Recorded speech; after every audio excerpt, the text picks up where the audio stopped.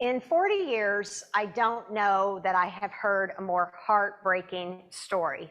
I met Nan at an organizing meeting at my house. It was a Democratic primary, kind of 2016, back in the day before COVID, when having a dozen strangers over to your house felt like just a normal thing to do.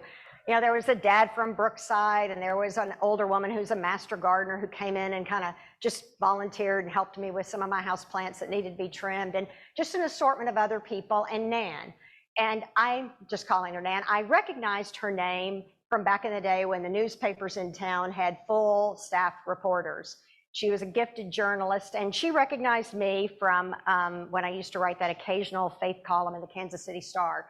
So after the meeting was over and folks were leaving, she stuck around. She had mentioned when we were talking about why we were there and what kind of a community we wanted to build and why we were engaged in this election, she talked about what a rough spot she was in.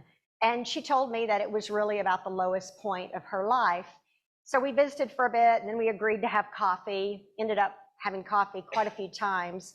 And she told me her story. When she was 14, she was raped by a college boy, a good family. She was at a friend's house, and he was there, and nothing happened to him, but she became pregnant. And she was in a family that had abundant financial resources, but really no emotional connection or support at all. And so she was just sent away, which was really the common thing in that day. She was sent away to a home run by Catholic sisters. Some people had a really good experience. Hers was not so. And she told me about when it was time to have the delivery, and it was like almost like something out of a movie, like you just couldn't even imagine. Like they literally, I think, pulled up to the old St. Mary's, and she went in the back door, and it was cold and dark, and she was alone, and it was sterile, and she labored alone, and then she gave birth, and then they took the baby away from her, and she never touched her son. And then her family just did not process it at all. There was no understanding of the trauma that she had incurred. Even to this day, never a word spoken about it. And even though it became in many ways kind of a defining event in her life, you know, really, I think she would be honest that it kind of cast a shadow, decisions she made, husband she married, alcoholism, other things, challenges, and also her fierce advocacy for other people. I mean, I don't know a person who's written Josh Hawley more than this person. I mean, she has just got it going. She is on him all the time. I mean, she is a big believer in trying to create a different world.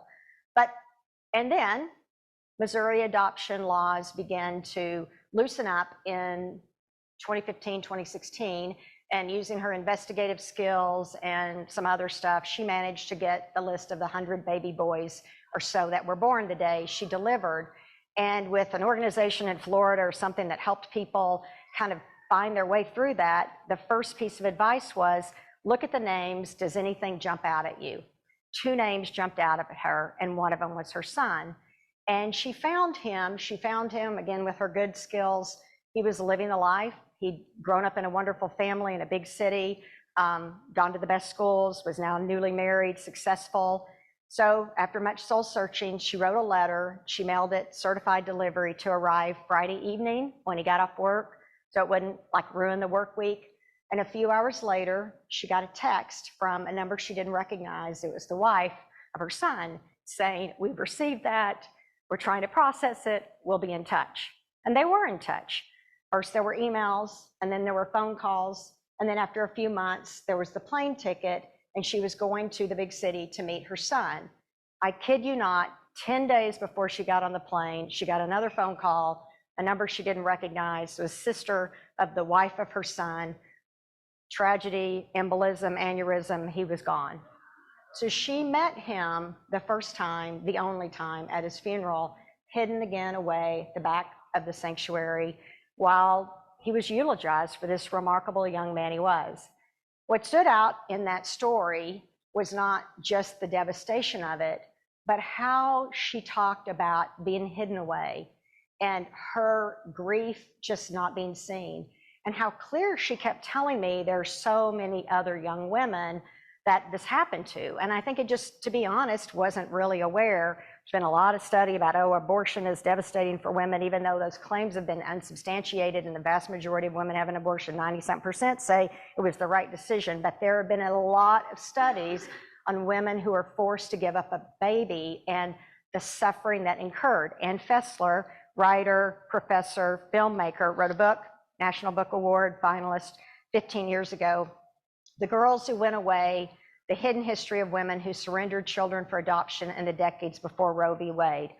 1.5 million were put into these homes for unwed mothers. And in some ways, it was kind of like a perfect storm. Brief history, after the Second World War, sexual standards in the country loosened. The number of young women engaged in premarital sex went from under 40% to 70%. At the same time, there was no legal birth control, right? Remember, the birth control was kind of developed, was available in the 50s for female problems, but it was Griswold versus Connecticut in 1965 when married couples won the right to birth control. 1972, Eisenstadt versus Baird when single people won the right to birth control. And added to that, it wasn't until Title IX was passed in 1972, outlined sex discrimination in schools. Up until that, schools, public universities had the right to just put girls out of the classroom, right? And that was the standard. If you were pregnant, again, you were hidden away. You were just cast out of the school. And of course, we know Roe didn't come along until 73. So you had this massive number of young women giving birth. And there's like a lot of scholarly study on this. Dozens of stories, peer-reviewed journal articles that show how, by and large, young women, girls suffered with the inability to just process their grief. Everybody who knows anything knows that any loss that's ambiguous, that doesn't have closure, is much harder to grieve. So these girls, their grief was much more like a parent who has a child go missing, that they're never able to say. And like over 51% of these girls surveyed said in the decades that followed, their thoughts and dreams and daydreams and about the child grew, not declined. So it's just like this amazing thing. And so much of the issue has been being hidden away, not being able to speak, not being able to show it. So this morning, we come to a parable that is very much a female parable, and it is very much about being hidden away. So the parable begins. The kingdom of heaven is like yeast that a woman took and mixed with 3 measures of flour until it was all leavened. Amy Jill Levine, rabbi, Jewish scholar, teaches New Testament Christian scriptures at Yale, at Vanderbilt, has talked a lot about this text and how female imagery is just kind of all in there, which is not unusual. I mean, across traditions, you know, from Isis to Sophia, the divine often shows up in female form. God is the good wife or Lady Wisdom. The womb of God is the compassion for God. That's the same word. God is like the woman who has the 10 coins and she loses one and sweeps and looks for it. So there's a lot of female imagery for God, but it gets overshadowed, right, by all the male imagery for God, even though there's 100 different, metaphors and symbols for God in Scripture. So you've got communities like ours that, we kind of go to pains to use the full gamut of all kinds of images of God. And we say our Creator who art in heaven. Some people say our Mother, Father.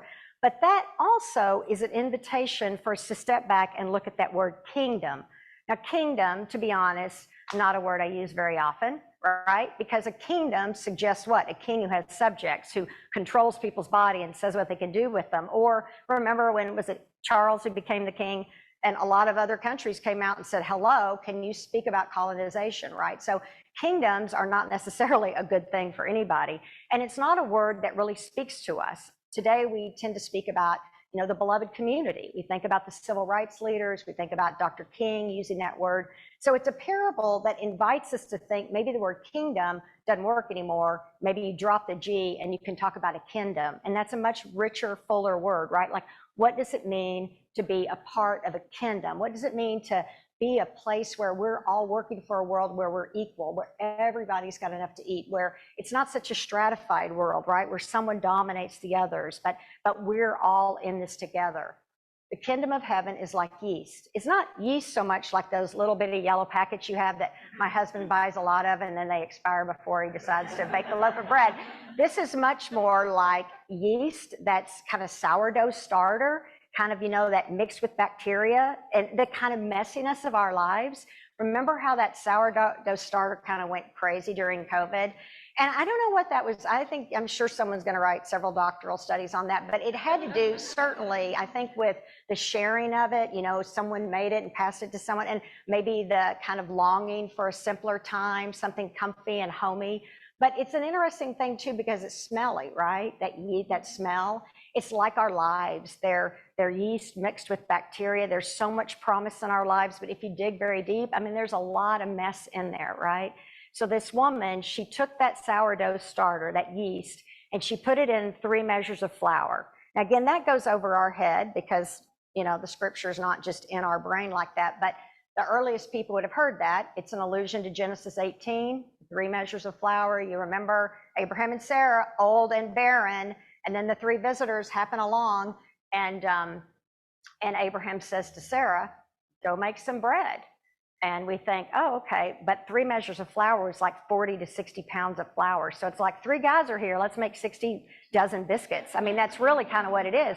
So then there's this abundant feast made, and then what do we get in response? The visitors say, you're gonna have a baby. So there's this blessing, and there's this investment, and then there's this incredible gift of life. But the word in here that's probably the most helpful for us, the woman took the yeast, she mixed it with the 3 measures of flour until it was all leavened, is the word mix. It's not the word mix. The Greek word here is hidden. She hides it. It's in crypto is actually the Greek. It's like something that's hidden so that it can be revealed, right? Like you're gonna hide something in here so that you can learn something, so you can find something else, right? So we think about, all those scriptures, Jesus saying, nothing is hidden that should not be revealed, and your light's under a bushel, and you've got to be a city on a hill, and you're supposed to reveal. So the story here is really an invitation to take what we have hidden that is full of possibility and promise and bring it out so that there might be life in all its fullness. I've preached that sermon 10,000 times about hiding and where it gets us. It's like that psychiatrist who said, you can talk all you want about addiction, but when we're hiding stuff, we can't move forward. And it really is funny how she describes, here she's teaching at Stanford School of Medicine, and she's become so addicted to vampire romance novels that she's like neglecting her teaching, neglecting her kids' soccer games, and she's hiding it in her Kindle. Or if they're at the beach, she's got like other journals around her romance novels, right? She really goes all out there and describes in vivid detail, then it's not enough for her. It's got to be, vampires, super erotic vampires, and on and on and on. But she's right? Like when we stuff stuff and hide it, we never get anywhere. And it's bringing it out and it's offering it. And most of us aren't going to have a story that's as powerful as Nan's, but there's still stuff that we don't feel comfortable sharing that holds us back. In 40 years, I don't think I have ever heard a story that was more glorious and heartwarming. I called Jimmy Moeller, a woman who had been at a church. I was the very first pastor when I moved here in '87, to ask her if she knew about a church bookkeeper, because we've been looking for a church bookkeeper. And she had taught accounting, I think, up at William Jewell, and it's just a really remarkable person. Well, she gave me a great idea, which is somebody we already had. But then we hadn't talked in, 25 years, I bet. And we started catching up, talk about a great memory. She asked about Ben and Eden. She reminded me of a sermon I preached in '92 during the first Iraq War. And I had said, we all need to send a postcard to everybody in Iraq, apologize. She remembered all these sermons. She was just a really lovely conversation. And I asked about her life too. I kind of remembered a husband, divorce, same journey I've been on. And I knew she didn't have children, but I was wrong about that. She actually has a 56-year-old. And then she told me the story when she was 18 years old, 1967-ish or so, 68, she was a freshman at University of Wisconsin in Madison. She became pregnant. So she went home to St. Louis, but not to her family. Her parents had each been married and divorced 4 times and wasn't a community right there of support. She went into a home that the Catholic Church had set up. Her experience was positive. She didn't let anybody else in St. Louis know she was home, but she was there. She gave birth to a little boy. She never held him like those other 1.5 million women. And she went back to school, and she and the father of the child agreed to stay in touch through the years, whenever they moved, to let one another know, just in case they ever found their son. So December of 2018, they found him. And when they reached out to their son, Rich, in Chicago, he sat down at the table with his wife at the dining table and said, if we take the lid off this box, there's no putting it back on. And she said, take the lid off the box. And so it was that on December 1st, 2018, Jimmy flew to Chicago to do one thing, to hold her son. That's what she wanted, to hold her son. The son who was a dedicated dad, devoted husband, grew up in the UCC church, had his little Bible from confirmation where he'd written all this stuff in it. And she said the last 5 years have just been the most glorious experience, just the energy of falling in love with this son and coming to care for him. And I said, can I share this story? And she said, I want the world to know this story. It's the most beautiful, delightful gift I could ever even imagine, having this son in my life. Life, right? It's the most heartbreaking and it's the most heartwarming. And for almost all of us, it's a mixture of it, right? I have never met anyone yet who has made it through this life without some suffering. Some people certainly get a better hand, right? I mean, some people, they're coming to a family where there's just so much. You could have 100 kids and there'd be more love left over, and opportunities and financial resources and every single thing. And some people, they get a really rough hand. And so we work hard, right, to make it a more balanced world, to try to lift everybody up.